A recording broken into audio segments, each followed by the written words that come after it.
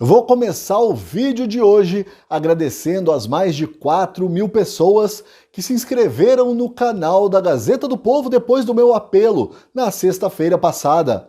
Muito obrigado mesmo, agora faltam apenas 30.000 inscritos para alcançarmos a marca de 1 milhão. Será que a gente consegue chegar lá antes da aposentadoria de Lewandowski? Esse aí que ilustra o vídeo de hoje? Não. O Lewandowski que nos interessa é outro. Isso! Bem esse aí, que aparece todo sorridente no evento do MST. Ricardo Lewandowski está em destaque porque é o mais desavergonhadamente comunista entre os ministros do STF. Mas não foi só ele quem aprontou nos últimos dias, não. O ministro Luiz Roberto Barroso, por exemplo, acabou com o conceito de coisa julgada, criando no Brasil um ambiente de insegurança jurídica sem precedentes. Já o ministro Edson Fachin, que entrará para a história como o homem que soltou Lula, decidiu que crime hediondo não justifica prisão em regime fechado. E, para finalizar, por unanimidade, o STF derrubou uma lei de Rondônia que impedia o uso da linguagem neutra nas escolas.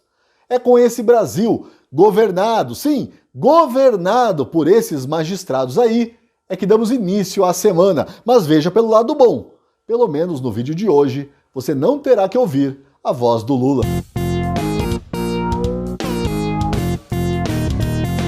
Ricardo Lewandowski está para a justiça, assim como Lula está para a honestidade. Entenda isso como quiser. O ministro do STF, na teoria a instituição que serve para nos proteger da tirania do Estado, participou de uma animada e vergonhosa confraternização com os líderes do MST.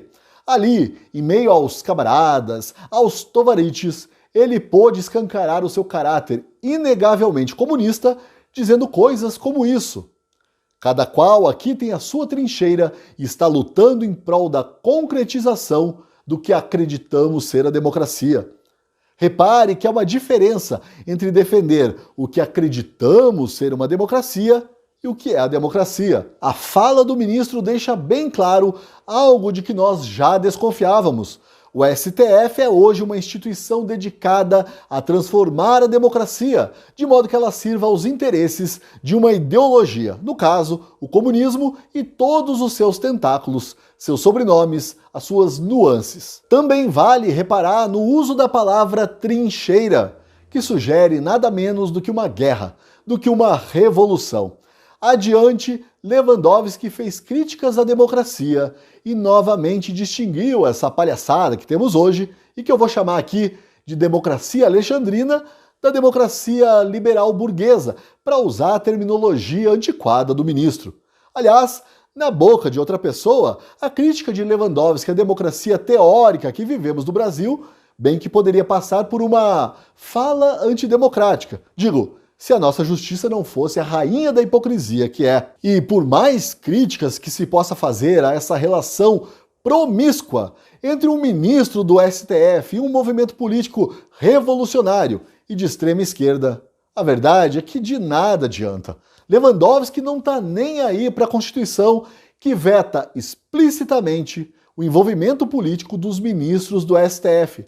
Lewandowski não está nem aí porque se aposenta em maio deste ano, dando lugar a um ministro indicado por Lula e que promete ser ainda mais radical na defesa escancarada e desavergonhada dos valores corrompidos do Partido dos Trabalhadores. Mas Lewandowski não foi o único ministro do STF a escorregar na banana do absolutismo pouco esclarecido, para não dizer mal intencionado. Semana passada, o STF enterrou um conceito jurídico muito caro ao bom funcionamento da sociedade, a coisa julgada. Quem explica a gravidade de mais essa barbeiragem jurídica é o editorialista da Gazeta do Povo. Ainda que um processo na justiça a respeito de determinada cobrança tenha sido vencido pelos contribuintes, com trânsito em julgado, ou seja, sem mais nenhuma possibilidade de recurso, esse resultado pode ser revertido se o Supremo assim o desejar. Se isso não faz parte de um método revolucionário, então não sei o que faz. Bom, coube justamente a ele, o mais revolucionário dos ministros, Luiz Roberto Barroso, explicar o inexplicável. Se bem que eu estou em dúvida agora. Se você pegar o Barroso, o Alexandre de Moraes, o Zé Dirceu, o Toffoli e a Carmen Lúcia, quem será o mais revolucionário ali no meio? Mas tergiverso. Escute aí as complexas palavras de Barroso para explicar que no Brasil até o passado é incerto. A partir de 2007, ninguém mais tinha dúvida de que aquele tributo era devido e que a coisa julgada não protege as relações de trato continuado porque elas se resolvem ano a ano. De modo que, a partir de 2007, quem não pagou fez uma aposta. O absurdo chega a tal ponto que, na mesma decisão, o STF determinou que as empresas têm que pagar retroativamente, com correção, impostos que esse mesmo judiciário aí, no passado, decidiu abolir. Tudo para beneficiar o Estado, os cofres do Estado, tudo para beneficiar o projeto de poder gastador de Lula e do PT. E o pior, tudo contra o cidadão, que o STF deveria proteger da tirania, inclusive da tirania econômica do Estado. Tá osso, né? Ainda mais para uma segunda-feira. Mas fique aí, que depois da vinheta tem mais. Outras duas decisões recentes vindas do STF mostram como a outrora honrada instituição se transformou num puxadinho comunista, num puxadinho revolucionário, num DCE com pompa.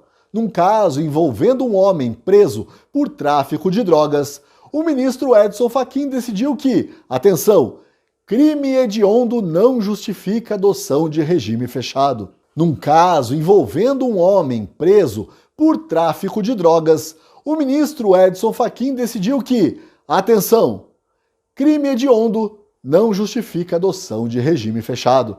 Em outras palavras, para Fachin, crime hediondo, que são aqueles crimes que a sociedade considera os mais repulsivos, não justifica prisão, cadeia, cana, chilindró para os criminosos. Para ele, as penas restritivas de direitos, como as tornozeleiras eletrônicas, devem ser priorizadas, até mesmo em caso de um crime hediondo. Repito, hediondo. Vale a pena lembrar que temos hoje no Brasil quase 1.000 pessoas presas por acamparem em frente a quartéis ou então por quebrarem vidraças.